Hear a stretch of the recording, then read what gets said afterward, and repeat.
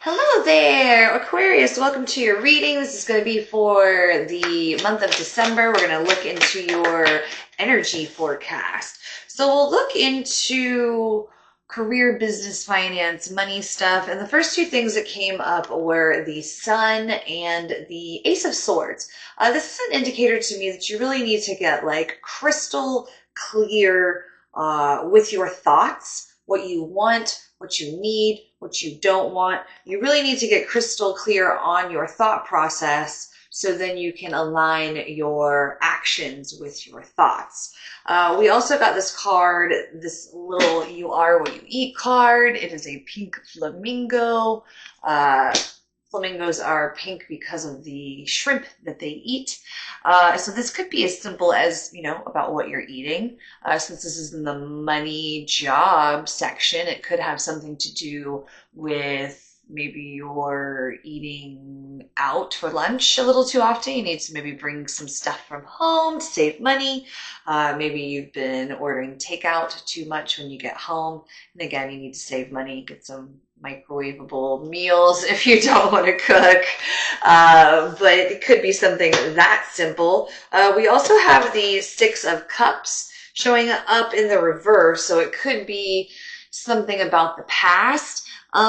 If we want to really dive deep into this, what this looks like to me is that you have some limiting beliefs that, obviously you probably picked up in the past somewhere. Maybe they were limiting beliefs that were told to you that having to do with either money, success, or your job. Yes, you're going to have to work hard to be successful, but like it doesn't have to be hard to be successful.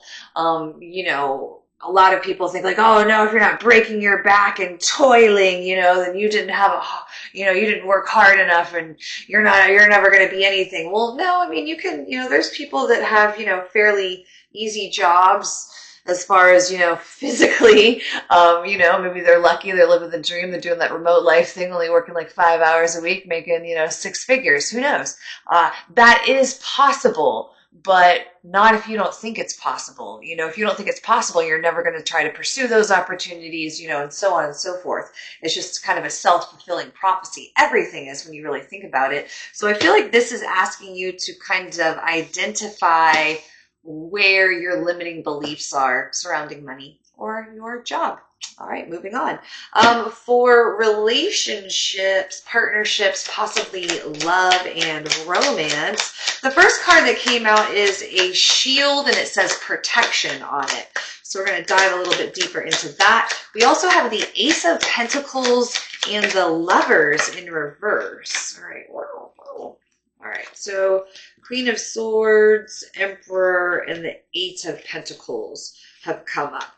All right, so when I'm looking at all of this, I almost feel like if there was in the recent past, or if there's something that kind of stands out to you from more further in the distant past, it's still kind of, you're kind of carrying the wound. I think that anytime someone, ended a relationship with you, or just things didn't go the way that you thought they would with some type of partnership, romantic or otherwise, what you didn't see is that Spirit was protecting you. When I first turned over the Lovers in reverse, I was extremely drawn to the Eve character. She's got the snake over there in the tree. You probably still couldn't see that. That's okay. But trust me, I've never really been that drawn to the snake here, but just since it's in the reverse here, and like you really see that like the snake is in Eve's ear, like whispering the thing she wants to hear. So like I'm almost getting like the vibe of like perhaps like, whatever this relationship was, like this person was a snake, like they weren't good for you. They tried to talk you into things that were not in your best interest. And, Spirit separated you from them out of your own protection. And, Spirit really wants you to, with this Eight of Pentacles, to work on Emperor and Queen of Swords, like really work on your your ability to stand up for yourself. Like neither two of these characters would let anybody walk all over them. I would say like this is probably like, you know, the most boss ass male in the tarot, and this is like the most boss ass bitch. All right. You need to work on some things.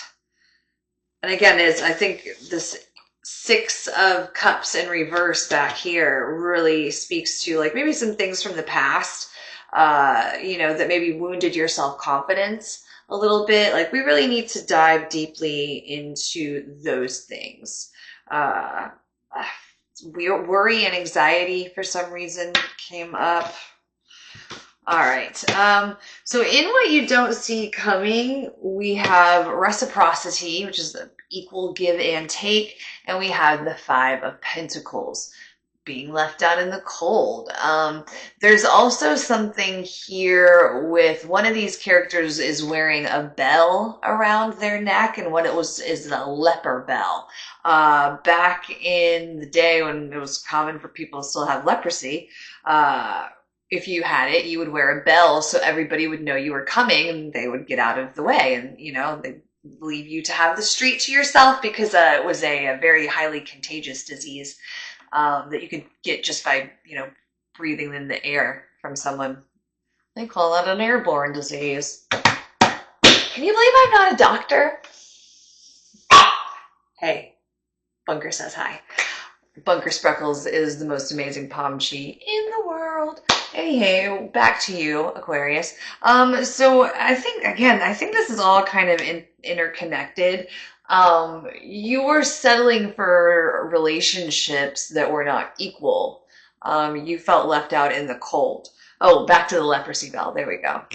Long tail end of it.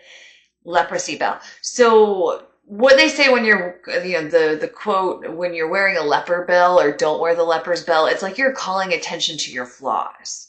And again, I think calling attention to one's flaws would be something possibly that someone that is having some challenges with their self-worth might do. So definitely need to maybe boost the old self-esteem, Aquarius.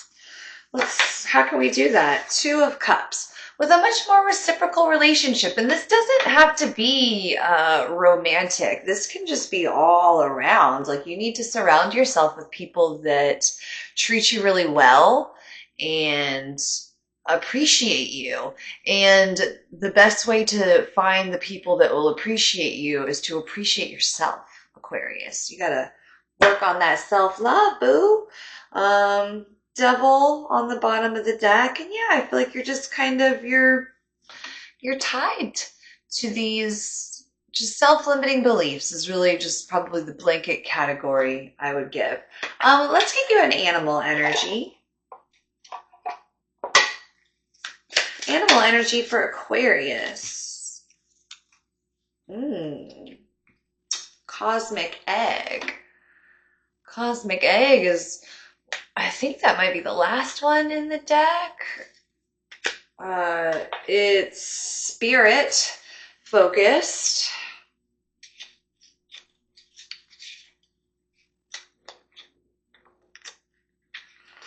Completion, harmony, the infinite within the finite. Cosmic Egg is the final card and journey in the Animal Spirit deck and represents the unfolding of cosmic consciousness. This state emerges after we have tread the path for quite some time, and through self-effort and grace, we experience self-realization. A sense of contentment and oneness spontaneously arises within us, and then the veils of our self-limiting beliefs are lifted. When the essence of the cosmic egg has not been activated, we may feel as if we will never get there and that we travel alone, disconnected from others. Even if our encounter with this card is a brief, appearing as a momentary glimmer and a flash of interconnectedness, its potent energy will stay with us. Through the power of this card, we are reminded of the cosmic contract written at the beginning that we hold on to life and life holds on to us. The journey is complete, but it never ends. All right. So yeah, those self-limiting beliefs, my darling, that is what's holding you back. And it's just as simple and just as hard as deciding to change your mind. All right, Aquarius, I hope that resonated. If you're still here, it would be lovely to have a like or a subscribe. Thank you so much and enjoy December. Love yourself.